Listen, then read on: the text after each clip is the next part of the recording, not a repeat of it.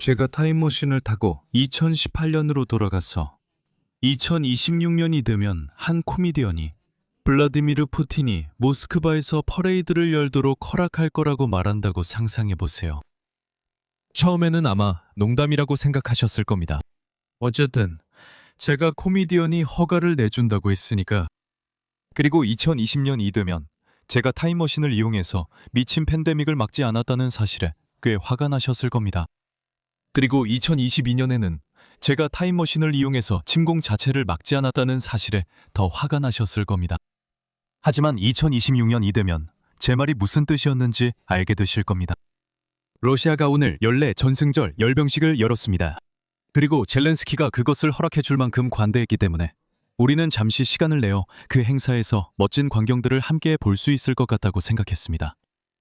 그래서 재미있는 퍼레이드 영상과 함께 이상하게도 아직도 720회로 촬영된 것 같은 장면들이 섞여 있습니다.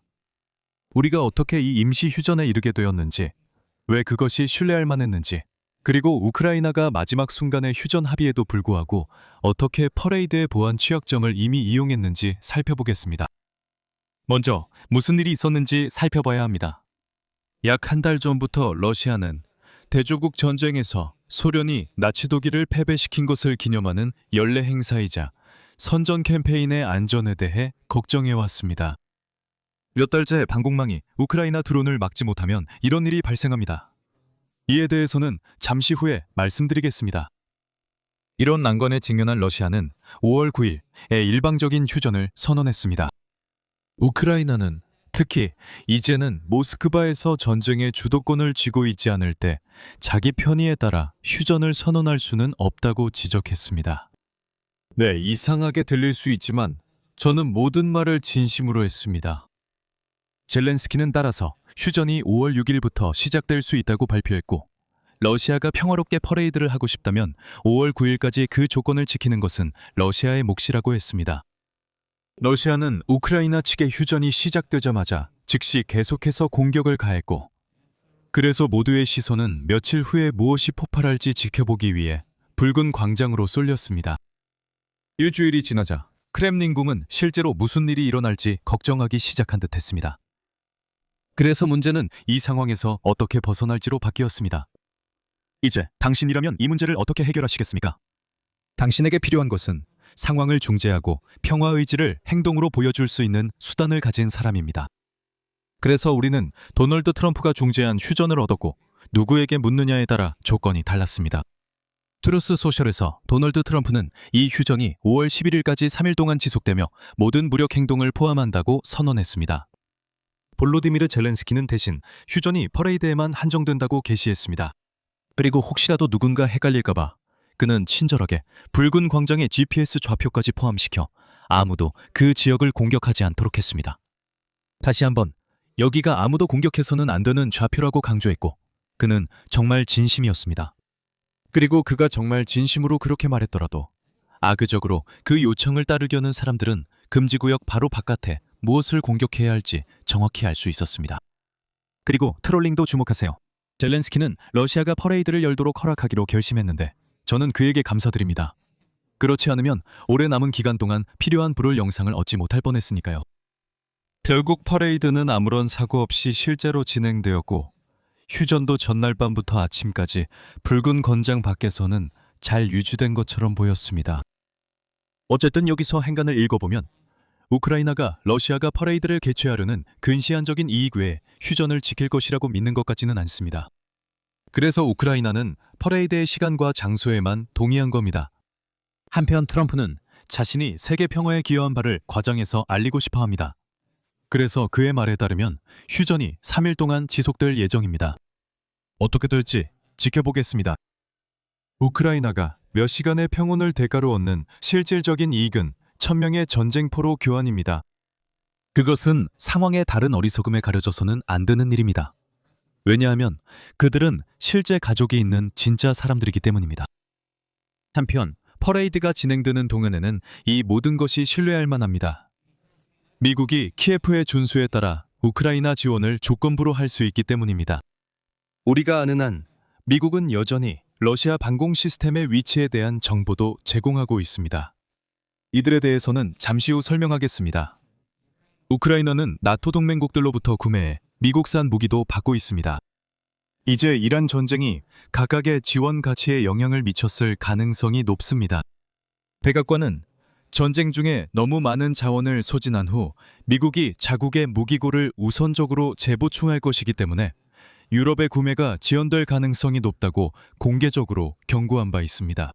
참고로 미국과 이란이 며칠 동안 교전을 주고받았음에도 불구하고 전쟁은 여전히 재개되지 않았다는 주장도 있습니다. 러시아 정보 분석가들이 이란 단당으로 전환되어 우크라이나의 러시아의 움직임에 대한 직접적인 정보가 줄어들었을 가능성도 있습니다. 어느 쪽이든 우크라이나는 그 지원 통로를 장기적으로 지키려 했을 것이기 때문에 승전 기념일 휴전 조건을 노골적으로 위반하는 것은 바람직하지 않았을 것입니다. 반면 러시아 쪽은 그 약속을 믿을 만하다고 볼 근거가 더 단순합니다. 이렇게 말하면서 러시아의 약속을 신뢰할 만하다고 주장하는 게 저에겐 정말 드문 일이라는 걸 깨닫네요. 하지만 지금은 그렇습니다. 모스크바가 합의 조건을 위반했다면 우크라이나는 행진이 안전하게 진행되도록 계속 허용할 의무를 느끼지 않았을 것입니다. 이것이 전쟁의 실제 해결을 향한 방향성에 있어 대안에 비해 긍정적인 신호라고 생각합니다. 하지만 그렇다고 해서 은퇴 계획을 세울 생각은 없습니다. 하지만 대화에서 뭔가 빠져 있었습니다. 그리고 제가 말하는 빠져 있다는 것은 휴전 소식이 미국 주요 저녁 뉴스에조차 나오지 않았다는 뜻입니다. 이것만 봐도 서방의 휴전 피로감이 얼마나 심한지 알 수 있습니다.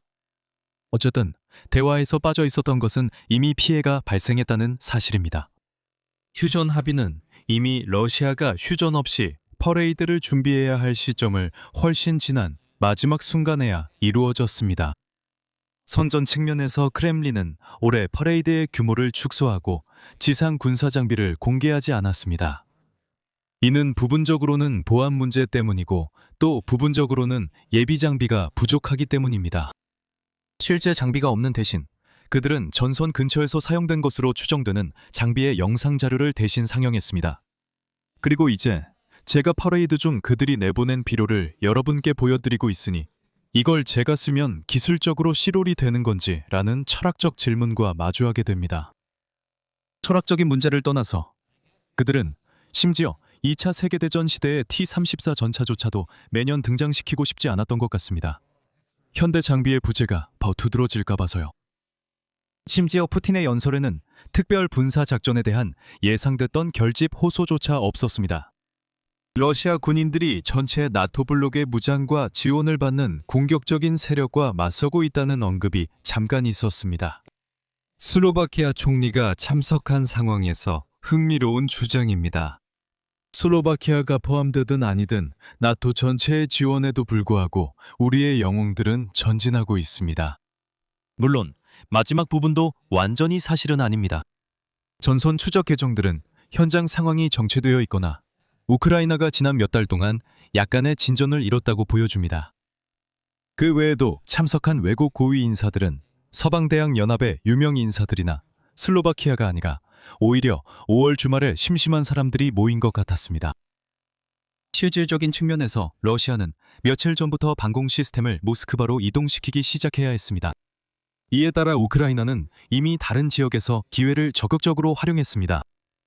5월 7일과 5월 8일 이 주요 목표 날짜로 보였으며 이 기간 동안 우크라이나가 전쟁이 시작된 이후 두 번째로 큰 드론 공격을 감행한 것으로 보입니다.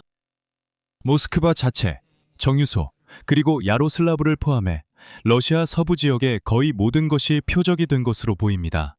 로스토프의 항공교통 관제센터와 연구시설, 페름의 어떤 시설, 그리고 아마도 체첸에 있는 FSB 건물도 표적이 되었습니다.